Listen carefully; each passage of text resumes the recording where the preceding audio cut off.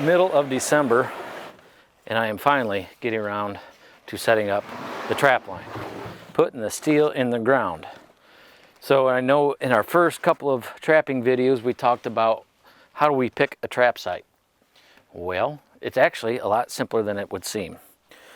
Now, not every farm is the same, but essentially when I pick a farm or when I'm going to set traps on a farm, I'm looking for a couple of different things, and it's very similar to whitetail hunting. I'm looking for 2-ways, 3-ways, and 4-ways. Funnels are nice and they're great, but they're not quite as effective as a 2-way, a 3-way, and a 4-way.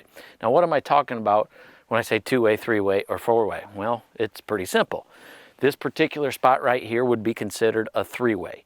We've got a ditch that is running north and south right here, and this is kind of a funnel spot, but we have a ditch that's running north and south, and then we have a hillside, a bottom of a hillside that is running east and west. So you've got 1-way coming this way, and then 2-ways coming north and south.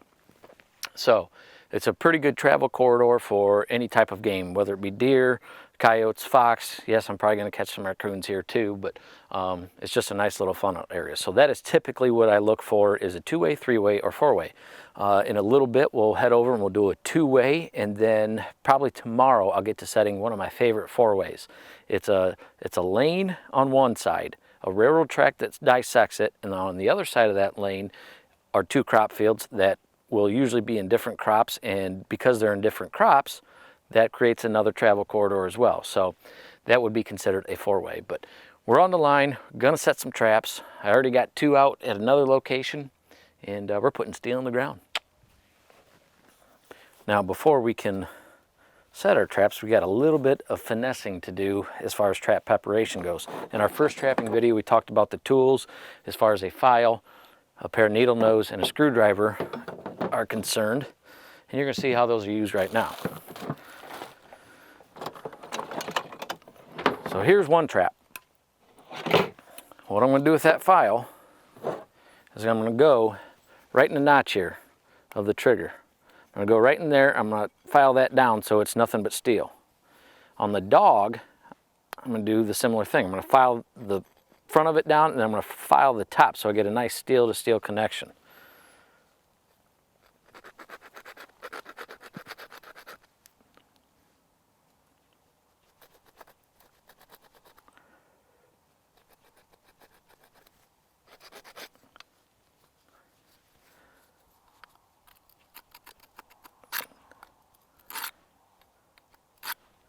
Good to go. So now our dog and our trigger will connect nicely.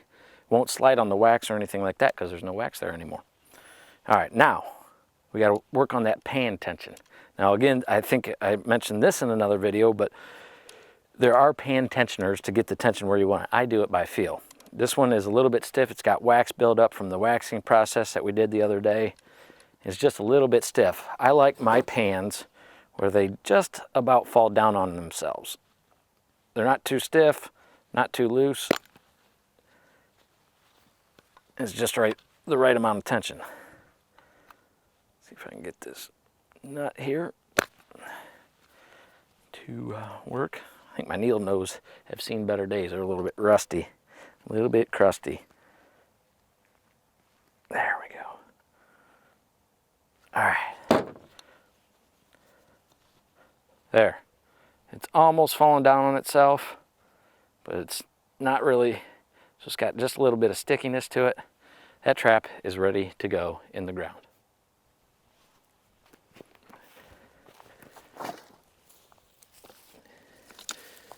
All right, now I've got my general trapping spot figured out, where I've got a 3-way coming all together right here. This happens to be a funnel as well. So now how do I pick out the finer point of exactly where I want to put my trap? This is a little bit different than some of the spots that I will set later on. This spot, again, is more of a funnel, so I'm going to find something that looks natural, looks like it belongs, and then I'm going to look for another feature, which might be a little bit of hump, some grass, a tuft of grass that I can use as my backing. Once I pick my backing, sometimes I'll make my own backing. If I'm looking at a flatter spot, I'll go ahead and kick up some chaff or find a log, small log, and use that as my backing. I don't want my backing to be too large because that can intimidate a fox or a coyote before it commits to the trap and keep them from actually committing to the set. So this particular spot, I've got a nice little hump, little rise in the terrain. I'm going to go ahead and kick up the grass underneath it and create a spot to start my dirt hole. So I like this spot. I've actually caught animals here before, so of course I like it, but yeah, that's what we're going to do.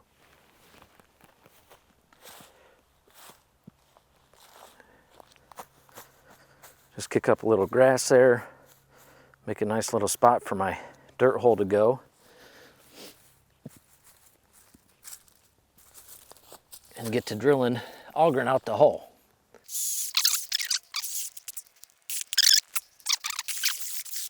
Now, as far as the depth of my hole, is I like to go pretty much as far as I can, as my auger will allow me to, up to the chuck of the drill. But that hole is drilled out, and now I'm ready to dig my trap bed.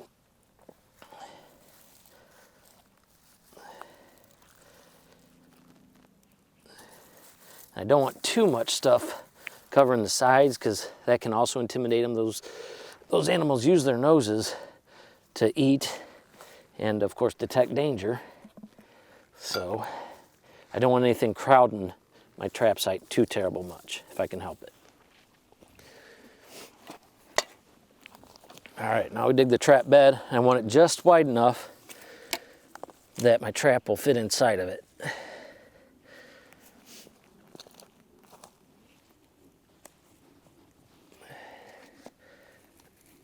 Go ahead and set the dog.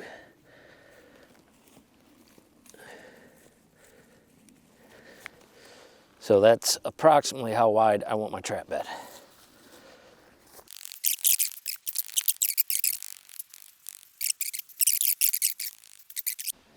All right, so we've got our trap bed dug. Now we got to find a spot for the stake. While you can, go ahead and stake it right underneath the trap. I prefer to bring my chain out this way and stake it out on the edge. So I've got the little trench for my chain dug. And now we get to pound some stakes.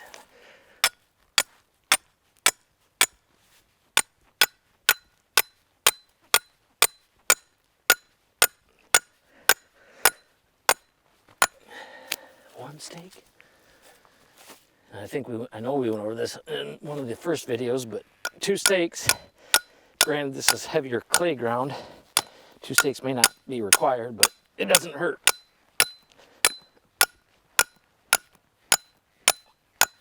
All right, stakes are in. Clean this up a little bit. Now what I'm gonna do is I'm gonna take some of my dry dirt that I got from another location, because it doesn't hold water quite as much as this clay ground, this heavy clay. I'm gonna take some dry dirt and just put it in the bed a little bit, and that'll help me bed the trap. When you're bedding the trap or putting it in, you want to make sure there is no wiggle. These animals have extremely sensitive feet. Again, it's another way they find their prey, and I don't want that trap to wiggle, because as soon as he or she feels that little wiggle, pow, they're pulling out, and you will not catch that animal. And I like to set my triggers pretty hairy. That's pretty good. And with a flat pan, you can see how that pan is flat, which means once I put this jaw down, the trap is completely flat. So I got her set here. Throw her in the bed. Wiggle her around a little bit, make sure she's not going to wiggle side to side or front to back. Put my chain kind of where I want it. And I put my trapper's cap over the top. Right like so. And go ahead and bury my chain with some of the dirt from the bed.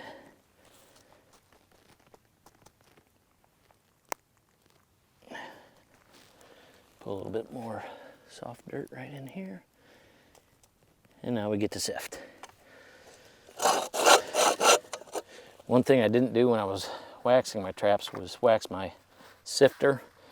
That'll oftentimes help with keeping dirt from sticking to your sifter, it'll be okay. I'll make it through the season without doing that, but it does typically help. You can see how much drier and finer this dirt is than the actual dirt from the bed. We'll just go ahead and sift the dirt on top of the trap. We've got the trapper's cap on there to help keep dirt from going underneath the pan, which wouldn't allow the trap to fire.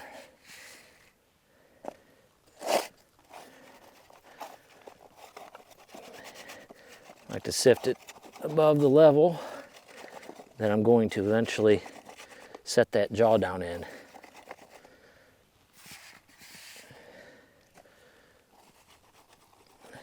All right, now comes a key component, especially for late season trappers, is our antifreeze. Some guys will use waxed dirt. Waxed dirt's great. It takes a lot of time though. So my buddy Kevin and I, we use calcium chloride. Now these are the little pebbles. You can buy this in 1 gallon jugs at Walmart, or you can go to a cement place and they might be able to sell you some that they use for antifreeze when the weather starts getting cold. So I've got the antifreeze on there. I'm gonna go ahead and set that back jaw down. Now this is a lot of finesse work feeling with your hands. Set the trap, being careful not to put any pressure up where the dog is or the trigger. Set the trap, set the back jaw, ready to go. Now I'm going to sift the rest of my dirt on top.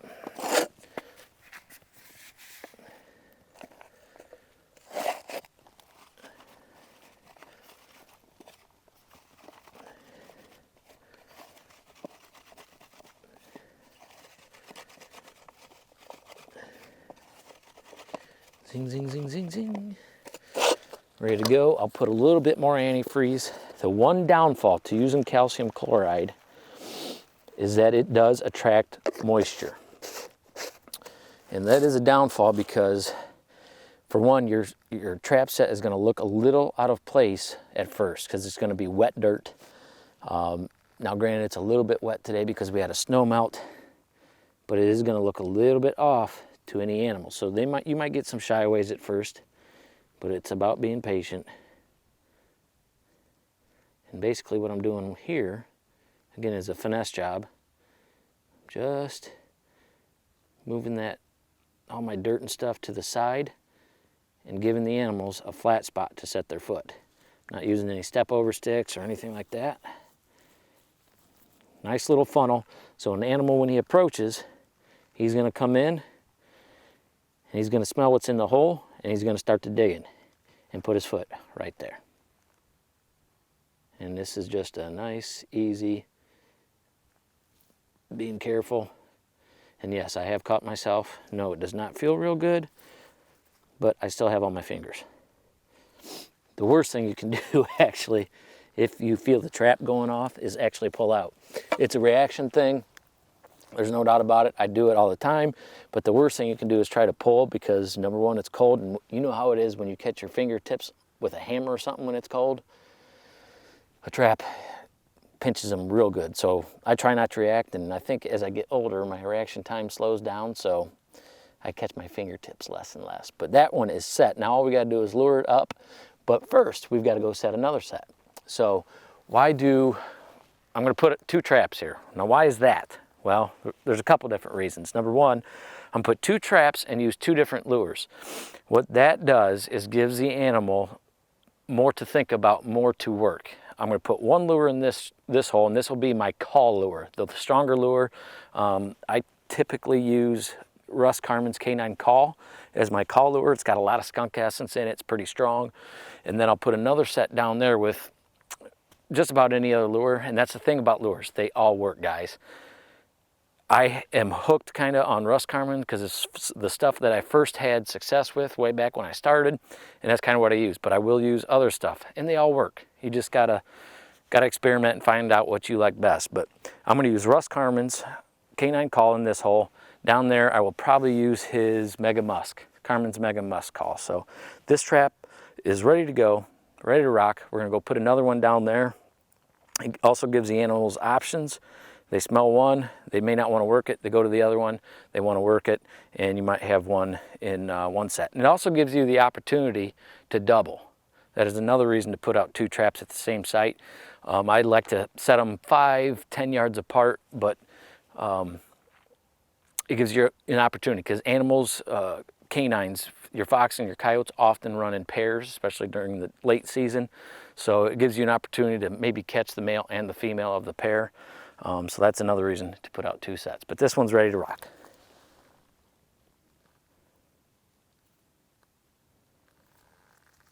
Okay. All right, so we've got both traps set. And I like to use my call lure. Again, I'm using Russ Carmen's Canine Call. I like to use that on the trap that is the most upwind. So we've got a trap that is on the east side. So on this one, I'm going to use my call lure. I'm using a long little Q-tip. You can use a little stick, whatever the case may be. And I'm telling you, it does not take much. This stuff is pretty strong.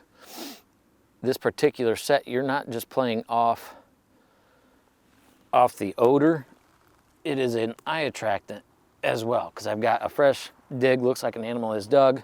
So that's going to be the first thing that an animal, a fox or a coyote, is going to see.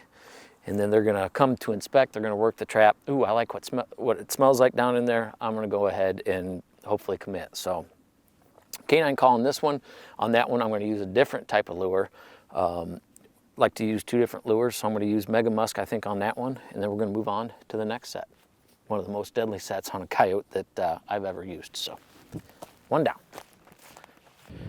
All right, we're on to what's probably going to be the last set of the day. And this particular set, this farm in general, is just kind of different. Typically, I will set my traps a half mile to a mile apart. Well, this farm, I will have 3 or 4 different sets.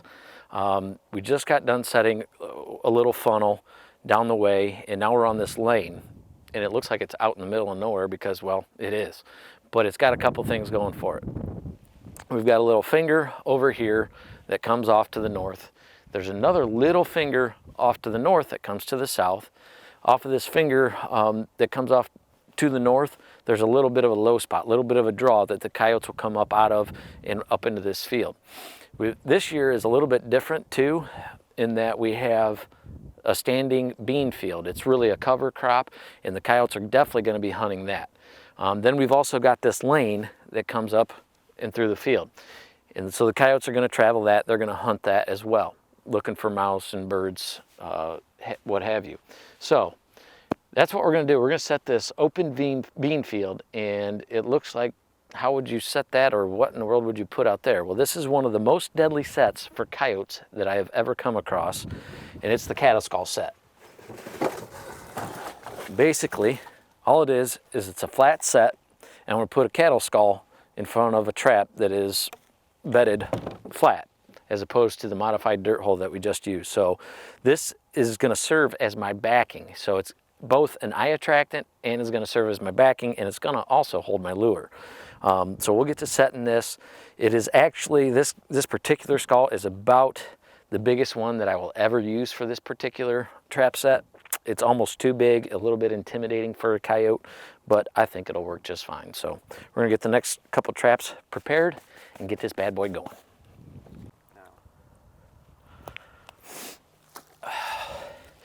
The old cattle skull set. Again, this is a flat set, pretty easy to make. Just a couple tricks to get it effective. And this ground is actually going to work up a lot better than what it usually does. It's pretty heavy clay, and it typically holds a lot of water. I think it's going to work out really well this year. So I'm just digging my trap bed. Don't need a dirt hole for this particular one. Just want it the right size of the trap.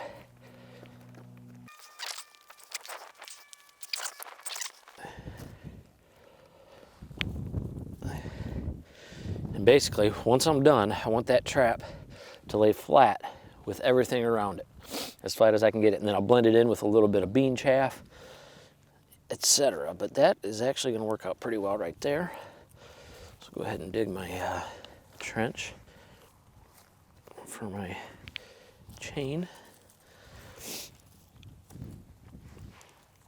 Pound the stakes in.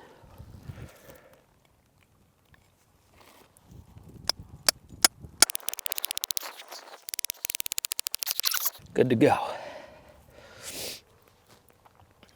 All right, I'm gonna make myself a little bit of a bowl there for the trap bed with some of my drier dirt. Get some of these clods out of there. Make a nice little bowl that'll hold the trap up. Bed the trap. Well, actually, I almost forgot to do my pan.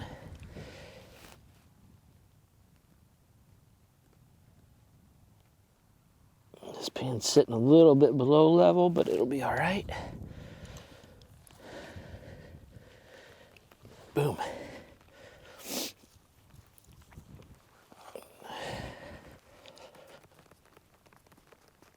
Try to get that as level as I can with the surrounding ground. Trapper's cap.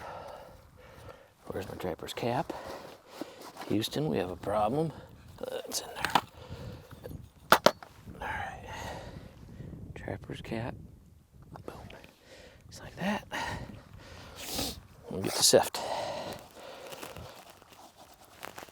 You don't want to dig your trap bed too terrible deep, because then you'll be using a lot more dirt.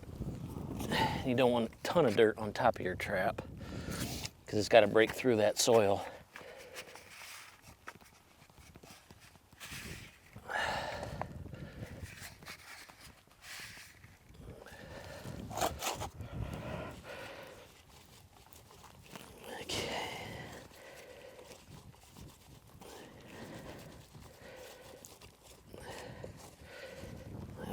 Good to start with. A little bit of antifreeze.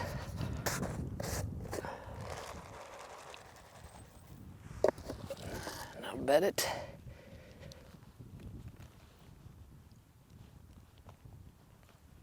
Again, you don't, same with the other modified dirt hole set. You don't want that trap to wiggle at all. I can press on that back jaw and it's solid. It's rock solid. So now we'll just level it off with the surrounding area.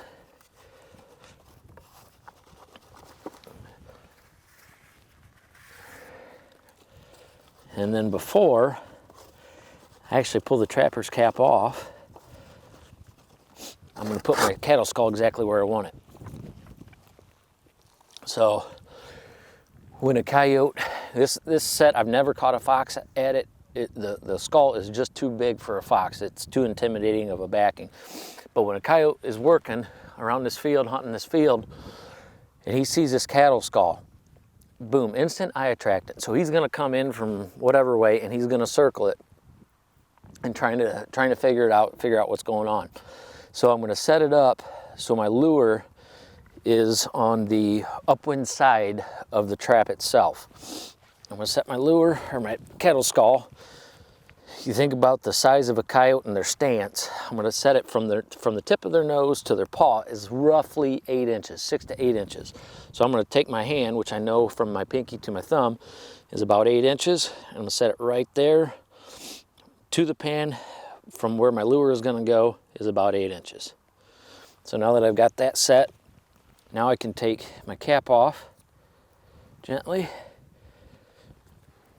I can just gently flatten that out. And now comes the disguising part. I put a little bit of chaff around the area.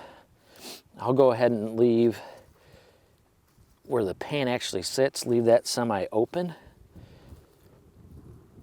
I mean, I want it to match the area, but I also want to give that animal kind of a place where they feel confident to set their foot. If they go to set their foot over here, they're going to feel all the chaff and they may not step right there.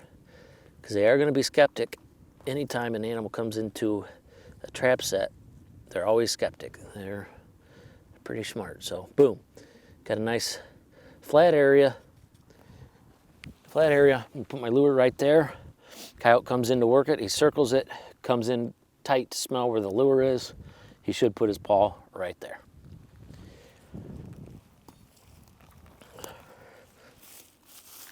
Flatten this out a little bit to make it look like the rest of the area as well. Now, I'm also going to put my modified dirt hole set. Again, I like to put two trap sets at each location. I'm going to go off about 10, 15 yards, something like that, and put another set with a different lure on that particular set, just to give them an option. They may come in not like this particular lure that I put on this one, and they may prefer that one. So just go ahead and do it and put another set out there.